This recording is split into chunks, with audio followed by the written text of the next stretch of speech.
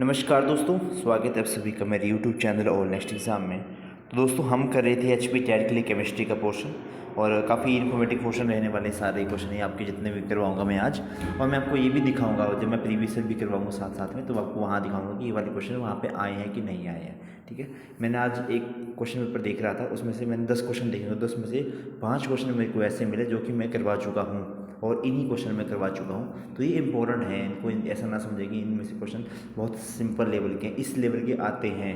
60% paper आपका आसान ही आता है। तो चलिए स्टार्ट करते हैं। Which variety of coal contain the highest percentage of the carbon. आपको पता होना चाहिए पहले आपके जो कोल रहता है उसके कितने टाइप्स रहते हैं। तो आपने पढ़ा होगा पीट, बिटुमिनस, एंथ्रेसाइट, ये इस वगैरह में पढ़ा होगा। लिग्नाइट भी होता है एक टाइप इसका। तो सबसे हाईएस्ट परसेंटेज कार्बन की किस में पाई जाती है? देखिए, हम जो हमारा सबसे हाईएस्ट होती है वो एंथ्रेसाइट होता है। ठीक है, सबसे ज़्यादा कार्बन की कंपाउंड में आपके एंथ्रेसाइट होता है। सबसे बेस्ट जो आपका कोल रहता है वो एंथ्रेसाइट रहता है। ठीक है, और एंथ्रेसाइट इंडिया में कहाँ पाया जाता है? इंडिया में जनरली जो पाया जाता है वो पीट पीट पाया जाता है, पीट और बिटुमिनस पाए जाते हैं। एंथ्रेसाइट जो पाया जाता है वो कश्मीर वैली में पाया जाता है। लेकिन कश्मीर वैली की खूबसूरती ही इतनी ज़्यादा है कि वहाँ पे हम मतलब खनन नहीं करते हैं। नेक्स्ट क्वेश्चन है हमारा, इसका तो ऑप्शन नंबर ए रहेगा। नेक्स्ट है coal is form due to the process of. जो आपका कोल बनता है वो कौन सी प्रोसेस के थ्रू बनता है? तो वो बनता है आपका डी ऑप्शन, यानी कि कार्बोनाइजेशन के थ्रू। ओके, आपका डी आंसर हो गया। नेक्स्ट है which of the following has the highest calorific value. सबसे ज़्यादा कैलोरीफिक वैल्यू इनमें से किसकी है? तो हाइड्रोजन की है। हाइड्रोजन काफ़ी अच्छा फ्यूल माना जाता है। नेक्स्ट है हमारा what is the main component of the biogas और नेचुरल गैस। तो बायोगैस और नेचुरल गैस का मेन कंपोनेंट क्या रहता है? ये आपका मीथेन रहता है, ये आपको पता होना चाहिए। नेक्स्ट है heating fuel in the absence of air is called destructive distillation as it destroys it to form simpler substance. What do we get when we do the same to the wood?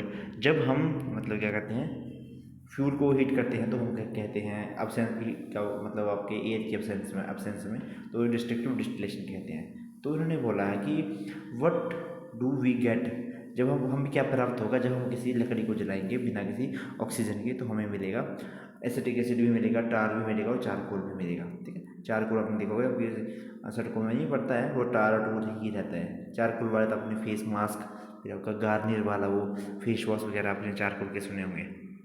ठीक है, और कोई भी fuel होगा वो कब burn होगा? तो बर्न होगा ऑक्सीजन की प्रेजेंस में।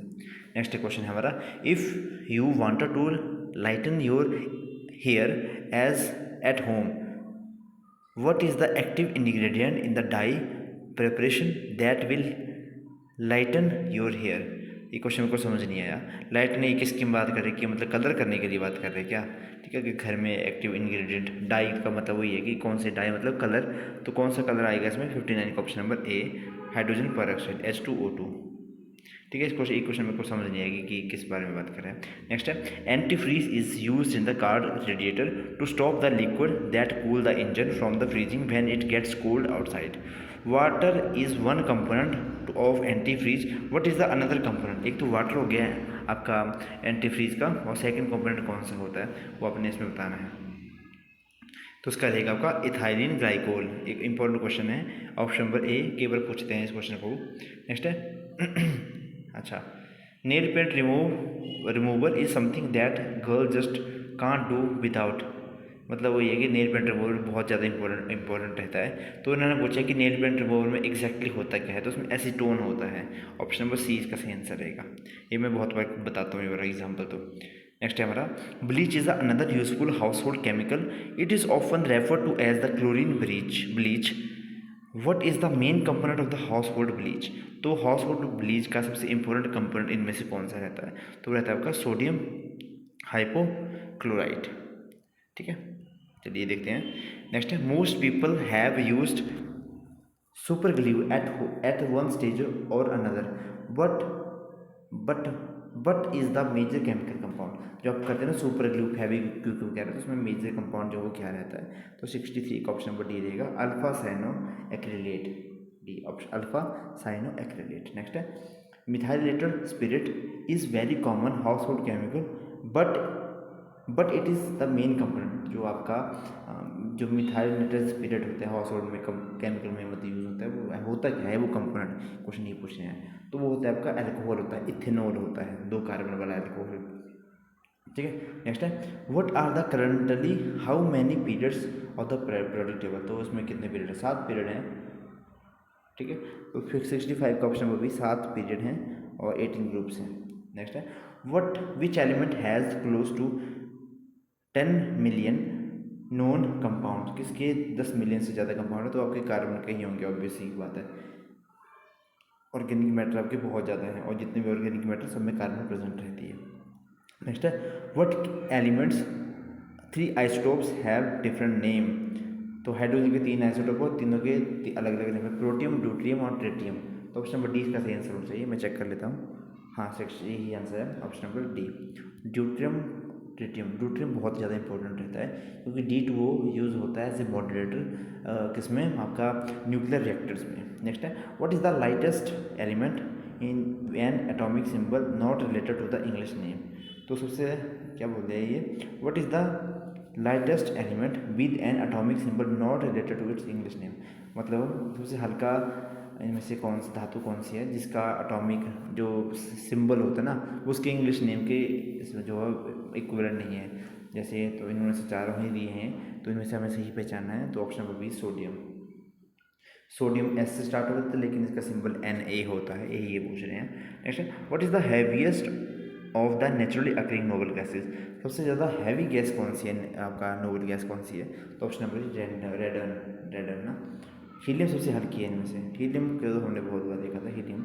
नेक्स्ट है which chemical compound occur naturally in tea और coffee and is a popular additive of soft drink. तो भाई बताइए, कैफीन होती है वैसे इनमें तो 70 का ऑप्शन बड़ी है, कैफीन होती है आपकी चाय और कॉफ़ी में। निकोटीन आपके तंबाकू में होती है, सेलुलोज तो आपका प्लांट्स में होते हैं, माल्टोज माल्ट शुगर। नेक्स्ट है at room temperature which element conduct electricity better than any other elements. तो इनमें से कौन सा सबसे अच्छे तरीके से आपकी इलेक्ट्रिसिटी को प्रोड्यूस करता है, मतलब कंडक्ट करता है रूम टेम्परेचर पर। तो 71 का ऑप्शन सी है आपका Ag, silver is the best conductor of heat and electricity. Next है द कैंडेला। कैंडेला किसकी SI यूनिट है, तो है luminous intensity. Option number B इसका सही आंसर रहेगा, कैंडेला याद रखें 72, ऑप्शन नंबर बी। देखिए अभी तक बहुत सारे ऐसे टॉपिक हैं जो मैंने मतलब जो जितनी भी मैंने डिटेल वीडियो देखी होंगी, मैंने बहुत सारे टॉपिक को टच कर लिया है क्योंकि वो बेसिक मैंने टच कर लिया है। लेकिन कुछ ऐसे टॉपिक ऐसे होंगे ना, एक तो होते हैं कि प्राइमरी क्वेश्चन, प्राइमरी टॉपिक जो मैंने करवा लिए, एक होते हैं सेकेंडरी टॉपिक्स जो कि प्राइमरी से मिलके बनते हैं, तो वो मैंने अभी नहीं करवाए हैं। तो उनको हम जितने ज़्यादा हो सके क्वेश्चन के थ्रू करने की कोशिश करेंगे। अभी समय आपके पास बहुत कम है, लेकिन आई प्रॉमिस यू कि जब नेक्स्ट टाइम आपका टैट आएगा, कोई भी टैट होगा, तो आपको बुक खरीदने की ज़रूरत नहीं पड़ेगी।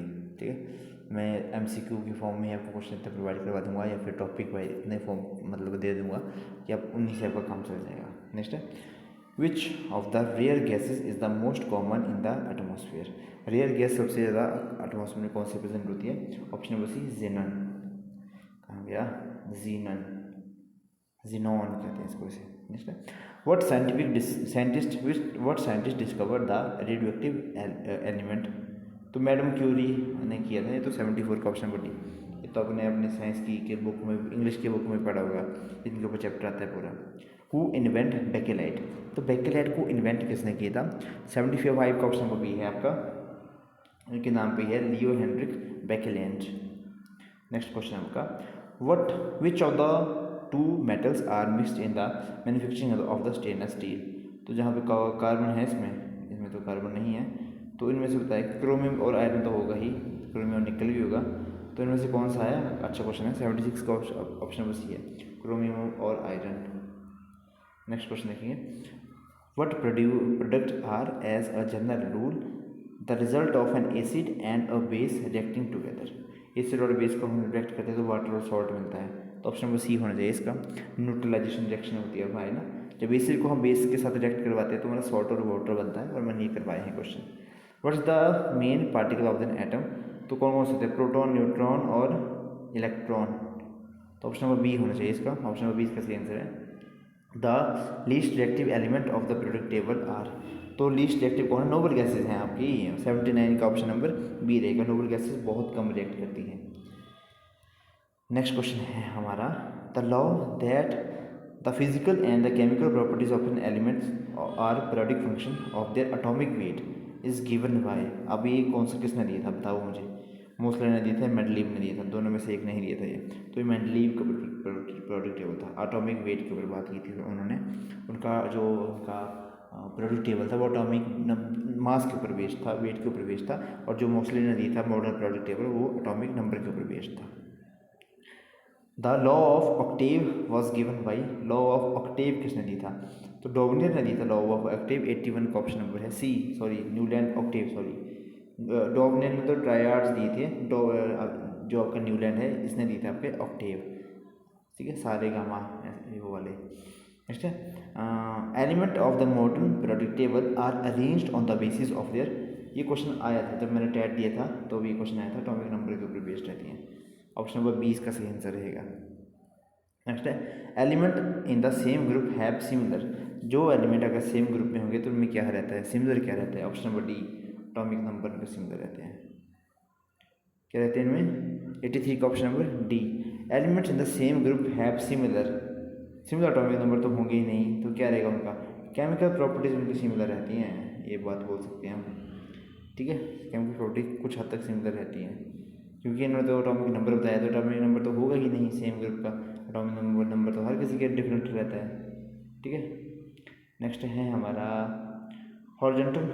इसमें मुझे तो लग रहा है इसमें एटॉमिक प्रॉपर्टी भी नहीं आएगी, एटॉमिक रेडियाई भी, एटॉमिक रेडियाई आएगा वैसे तो, जहाँ तक मुझे लग रहा है इसमें एटॉमिक रेडियाई ही आएगा, एटॉमिक नंबर तो सेम आएंगे नहीं।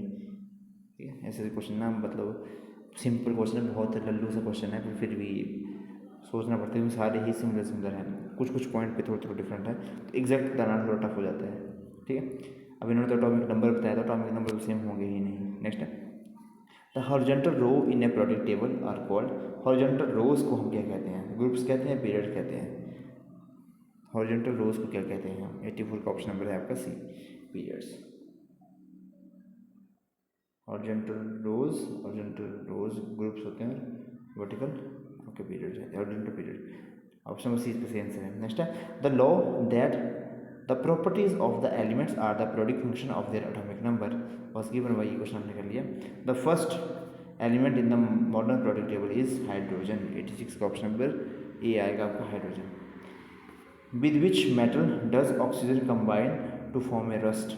रस्ट ऑक्सीजन, आयरन हो गया इसमें, तो आयरन के साथ ही रिएक्ट करती है ऑक्सीजन, तो 87 का ऑप्शन नंबर ए रहेगा, iron. Rust on iron is basically, तो ऑक्साइड से रहते हैं शायद ये ना। 88 का ऑप्शन नंबर ए रहेगा, ये आपका आयरन के ऑक्साइड बन जाते हैं। कराया था मैंने कि इसे जब आपका वाटर के साथ रिएक्ट करते हैं तो ऑक्साइड बना लेते हैं, वही है ये। Which of the following metal are often found in the pure state. तो प्योर स्टेट में इनमें से गोल्ड पाया जाता है। 89 का ऑप्शन नंबर सी, गोल्ड हो गया आपका, सिल्वर हो गया, प्लैटिनम हो गया, थोड़े अच्छे इसमें पाए जाते हैं। नेक्स्ट है, metal that can be easily beaten to thin sheets is known as malleable. Option number C इसका सही आंसर रहेगा। मेलिएबिलिटी की प्रॉपर्टी रहती है आपके मेटल्स की कि इनको पीट के पतले कर सकते हैं हम, एल्यूमिनियम फॉयल की तरह। एल्यूमिनियम फॉयल भी एक एल्यूमिनियम से बने हुआ पतला सा कागज होता है। Rocks that are rich in metals are known as.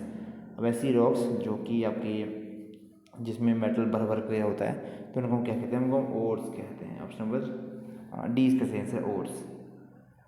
Next करेंगे हम, which metal is extracted from the ore bauxite. तो बॉक्साइट से एल्यूमिनियम निकाला जाता है। 92 का ऑप्शन नंबर डी, एल्यूमिनियम का ओर है आता बॉक्साइट। इंपॉर्टेंट क्वेश्चन है ये भी। Which of the following does not belong to this group. कौन से ग्रुप से भाई, किसकी ग्रुप बात कर रहे हैं? तो ऑक्सीजन हो गया, लेड हो गया, आयरन हो गया और आपका सोडियम हो गया। तो उसमें तो ऑक्सीजन लग रहा है मुझे आउट थोड़ा सा, क्योंकि बाकी सारे मुझे मेटल लग रहे हैं, यही है एक नॉन मेटल। नेक्स्ट है, which of the following are a pure substance made up of one type of atom. एक तरह के एटम से बने होते तो हम उनको क्या कहते हैं? तो हम उनको कहते हैं एलिमेंट कहते हैं। ठीक है, ऑप्शन नंबर बी अगला है हमारा।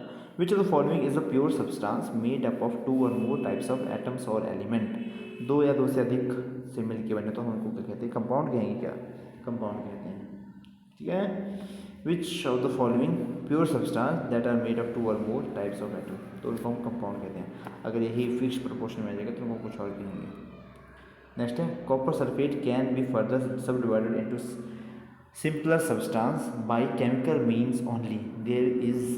अब कौन से कॉपर के कौन से सब्सटेंस आएंगे, वो कंपाउंड कहेंगे, मिक्सचर कहेंगे, एटम कहेंगे, एलिमेंट कहेंगे, तो हम उनको कंपाउंड कहेंगे। ठीक है, केमिकल बॉन्ड की जो केमिकल बॉन्ड के साथ मिलकर बने हों। नेक्स्ट है which of the following is the smallest part of the compound whose properties are same as those of a compound, तो इनमें से सबसे स्मॉलेस्ट पार्ट कंपाउंड का कौन सा होता है जिसकी प्रॉपर्टीज कंपाउंड की तरह ही होती हैं, तो उनको हम कहते हैं मॉलिक्यूल। क्या कोई मॉलिक्यूल होगा कोई। नेक्स्ट है the heat engine can have a maximum efficiency of, heat engine की मैक्सिमम एफिशिएंसी कितनी रहती है, 1 के बराबर रहती है या ग्रेटर देन 1 या लेस देन 1, तो कितनी रहती है आपकी, सी ऑप्शन है इसका, लेस देन 1, कम ही रहती है। नेक्स्ट है the process of sudden cooling is known as, sudden cooling की प्रोसेस को हम क्या कहेंगे, क्वेंचिंग कहेंगे। ऑप्शन नंबर ए इसका सही आंसर रहेगा। नेक्स्ट है the process of very slow regulated cooling is known as, very slow regulated और रेगुलेट भी करने साथ साथ में, तो उसको क्या कहेंगे, एनलिंग की प्रोसेस कहेंगे। ऑप्शन नंबर सी इसका सही आंसर रहेगा। तो ये और क्वेश्चन हो गया हमारे, आज मैंने आपको 50 के लगभग क्वेश्चन करवा दिए। तो आई होप मतलब आपको सीरीज़ पसंद आ रही होगी, तो प्लीज़ यार दोस्तों के साथ शेयर कर दिया करें, वीडियो को लाइक करें और चैनल को सब्सक्राइब भी ज़रूर कर दिया करें। ठीक है, तो इसी के साथ करते हैं हम वीडियो को समाप्त यहाँ पे। आपका दिन शुभ हो, धन्यवाद, जय हिंद, जय हिमाचल।